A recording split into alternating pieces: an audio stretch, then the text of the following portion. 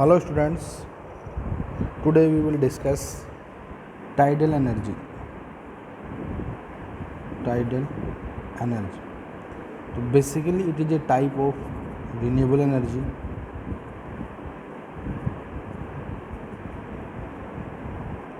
Now we will see how tides are created. तो basically tides क्या है? These are the, yeah, we can say that tides are periodic rise and fall of water level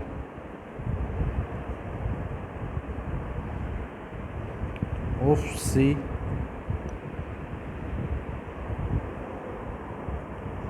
which are due to the sun and moon gravitational force.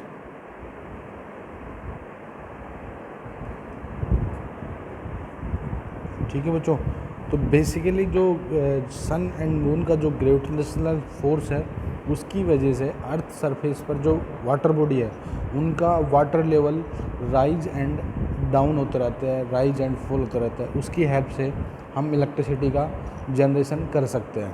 देखो जैसे ये कि आपकी पृथ्वी है, ये हमारी अर्थ है, ठीक है ना।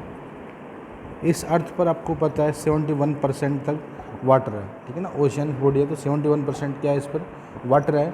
और यहाँ पर क्या है, मून है, यहाँ पर क्या है, मून है, ठीक है ना। तो जो मून के ग्रेविटेशनल फोर्स की वजह से अर्थ का जो सरफेस है उस पर वाटर है, वो क्या होगा, इसको पुल करेगा। जो मून का ग्रेविटेशनल फोर्स है, यहाँ पर जो वाटर है, सपोज यहाँ पर वाटर बॉडी है यहाँ पर कोई, ठीक है ना। तो इस वाटर बॉडी पर जब मून का ग्रेविटेशनल फोर्स लगेगा तो इसको पुल करेगा, यानी मून इसको अपनी तरफ पुल करेगा। उसकी वजह से, क्योंकि यहाँ पर क्या है, लिक्विड है, वाटर है, ठीक है ना। तो वाटर क्या करेगा, अर्थ की सरफेस से ऊपर की तरफ उठ जाएगा, ठीक है बच्चों। तो ये क्या हो गया, हाई टाइड्स होगी। These are called the high tides. And same opposite surface पर भी यहाँ पर ड्यू द सेंट्रीफ्यूगल फोर्स,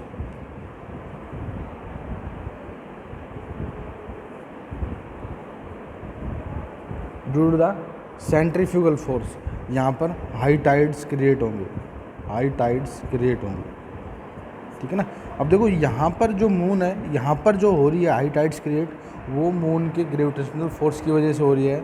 और जो इसकी अपोजिट सरफेस, लेट्स से यहाँ पर ए सरफेस है, यहाँ पर बी सरफेस है। तो जो सरफेस बी है उस पर जो वाटर पुल हो रहा है, ठीक है ना, वाटर बल्जेज हो रहा है, तो ये किसकी वजह से हो रहा है, सेंट्रीफ्यूगल फोर्स की वजह से हो रहा है, ठीक है ना। जैसे देखा होगा आपने, जब कोई डांस करता है, ठीक है ना, तो जो नीचे के कपड़े होते हैं वो चारों तरफ, जो सेंटर है उसके बाहर की तरफ आ जाते हैं, ठीक है ना। तो इसी तरीके से सेंट्रिकल फोर्स को काउंटर पार्ट करने के लिए, इसको काउंटर बैलेंस करने के लिए सेंट्रिकल फोर्स क्या करेगा, इस वाटर को बल्ज कर देगा, ठीक है। तो यहाँ पर भी हाई टाइड्स क्रिएट होंगी।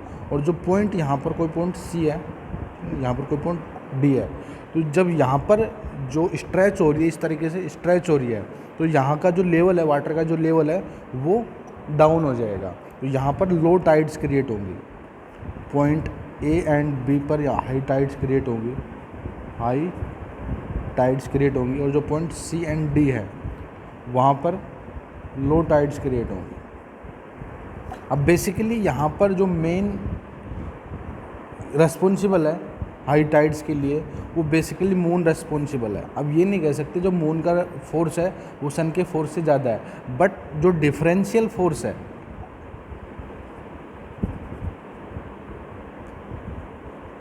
Differential force of moon is greater than या हायर देन सन force,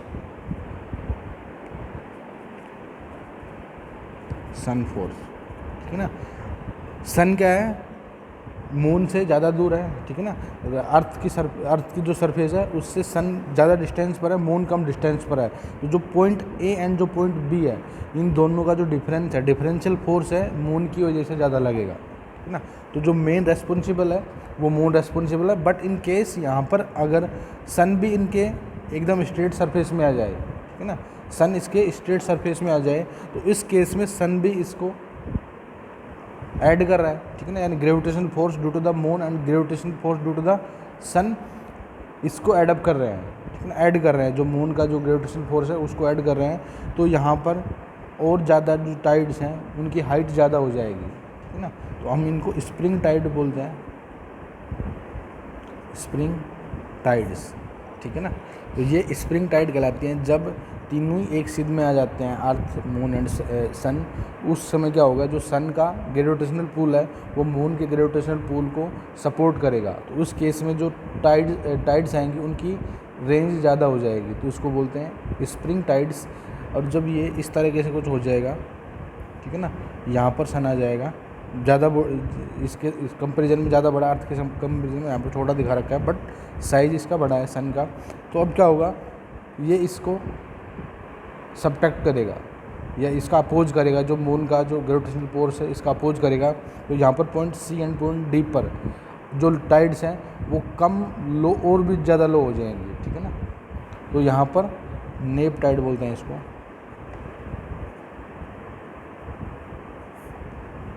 nap Tide, spring Tide.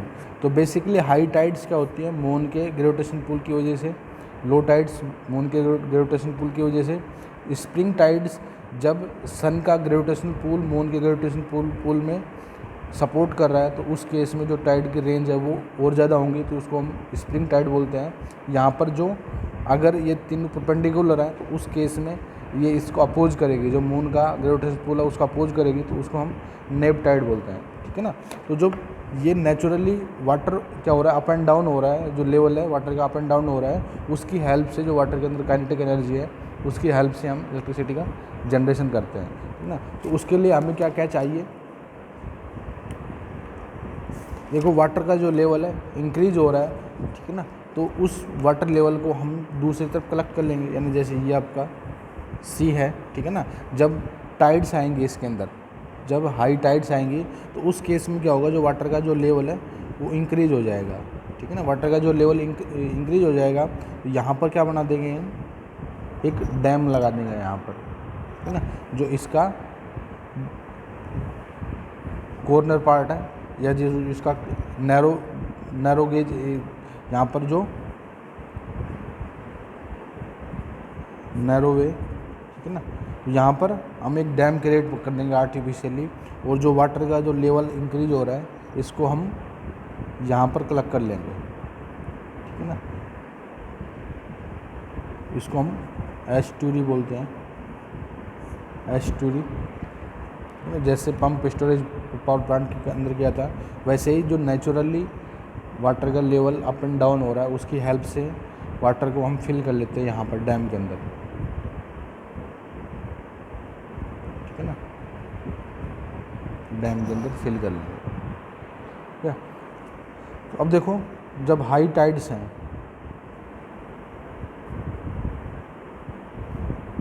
जो नेचुरली वाटर का यहाँ पर जो डैम है वाटर फिल हो जाएगा, ठीक है, डैम के अंदर वाटर फिल हो जाएगा। यहाँ पर क्या लगा देंगे हम, एक टरबाइन लगा देंगे, ठीक है ना। यहाँ पर हम एक टरबाइन लगा देते हैं, देखो इसको बना लेते हैं, ठीक है ना। यहाँ पर एक हम डैम लगा देंगे, ठीक है ना। ये एक्चुअली पूरा का पूरा डैम है और पूरा पावर हाउस भी है यहाँ पर, है ना, जहाँ पर टरबाइन जनरेटर सेट कपल्ड है।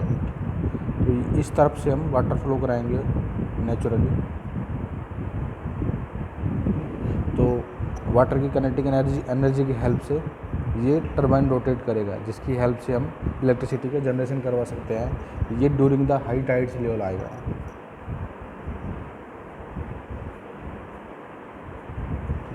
वाटर यहाँ पर रिजर्व हो जाएगा या फिल हो जाएगा ड्यूरिंग द हाई टाइड्स, है ना। और जब लो टाइड्स आएंगे,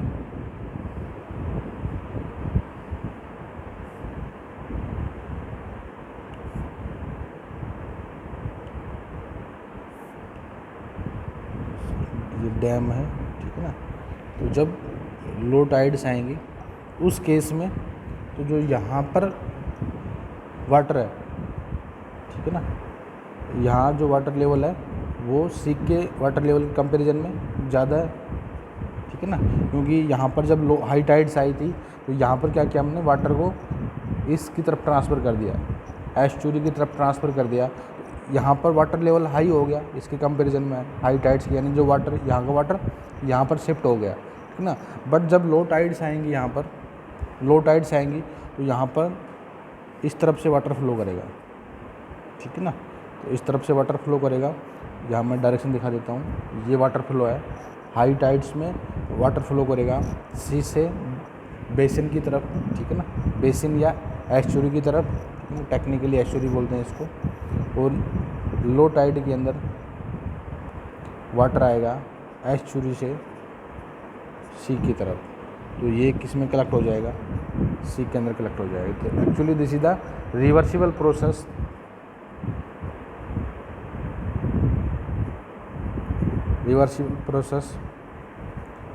जिसमें हम नेचुरली वाटर की जो काइनेटिक एनर्जी है उसकी हेल्प से हम टरबाइन को रोटेट कराते हैं एंड इलेक्ट्रिसिटी का हम जनरेशन कर सकते हैं, ठीक है ना। तो नेचुरल है ये, तो ये रिन्यूएबल टाइप है एनर्जी का, जिसको हम एक सर्टेन टाइम इंटरवल बाद दोबारा से रिन्यू कर सकते हैं, ठीक है ना। और जो आपकी टाइड्स हैं वो ट्वाइस ए डे आती है, यानी two time high tides and 2 time low tides per day.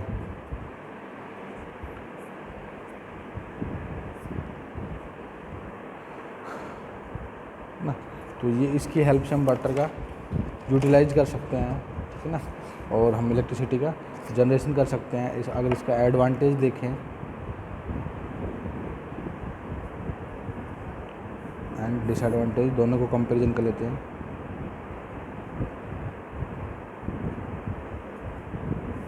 तो as compare to the solar and wind it is more reliable,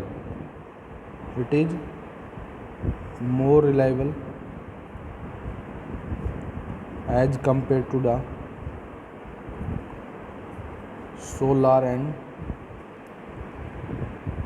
wind, ठीक है ना। विंड एंड सोलर के कंपैरिजन में ये ज़्यादा रिलायबल है, क्योंकि सर्टेन टाइम बाद आपकी दोबारा से high tide and low tide आएंगी। But in case of solar and wind you have to depend upon radiation level and wind speed. अगर विंड स्पीड एक सर्टेन लेवल से कम या ज़्यादा है, you have to shut down the whole power plant. और in case of solar you have to shut down the power generation, क्योंकि you will depend upon radiation level. दूसरा इसका बात करें तो जो इसके अंदर मेंटेनेंस कॉस्ट कम है, इसकी कॉस्ट लो है, इसकी मेंटेनेंस कॉस्ट क्या है इसकी, लो है, ठीक है ना। और थर्ड क्या है, रिन्यूएबल। तो इसकी कंपैरिजन कर सकते हैं एडवांटेज में। डिसएडवांटेज क्या है इसकी, जो इनिशियल कॉस्ट है वो क्या है, ज़्यादा है। जैसे हमने जब hydro electric power plant discuss किया था तो उसमें देखा था, तो डैम बनाने के लिए आपके पास कॉस्ट ज़्यादा लगती है, टाइम भी ज़्यादा कंज्यूमिंग है। तो initial cost is high, time consuming है ये, ठीक है ना। Then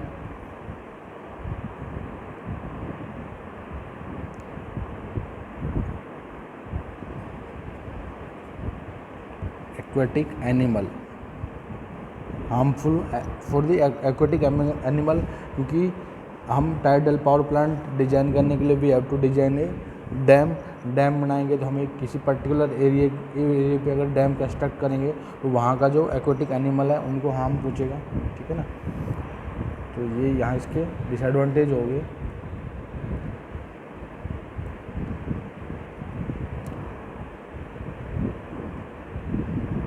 and developed only if natural site available.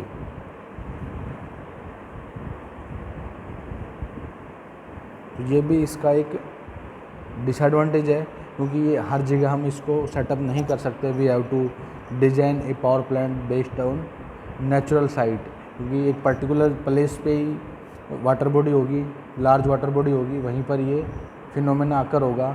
Otherwise अगर नॉर्मल जो रिवर है या नॉर्मल जो पॉन्ड वगैरह है वहाँ पर ये होगा नहीं, क्योंकि वहाँ पर जो वाटर है वो कम क्वांटिटी में रहता है, तो जो फोर्स आता है वो कम आता है but force compare to the large body कम आता है, इसलिए वहाँ पर नहीं कर सकते। तो ये एक नेचुरल साइड पर ही इसको हम लगा सकते हैं, तो ये भी इसका एक ड्रॉबैक है या लिमिटेशंस है, ठीक है ना। इसकी अगर मेन कंपोनेंट की बात करें, क्या है, डैम,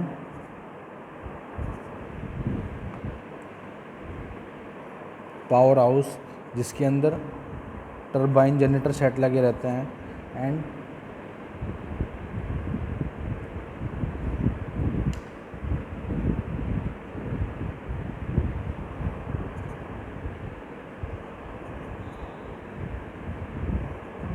स्लाइस वेस, है ना, या कंट्रोल गेट्स जो वाटर के लेवल को कंट्रोल करते हैं, ठीक है ना, या जो हाई टाइड्स या लो टाइड्स के ड्यूरेशन के अंदर वाटर को फ्लो करने देते हैं फ्रॉम एक्चुरी टू द सी और सी टू एक्चुरी।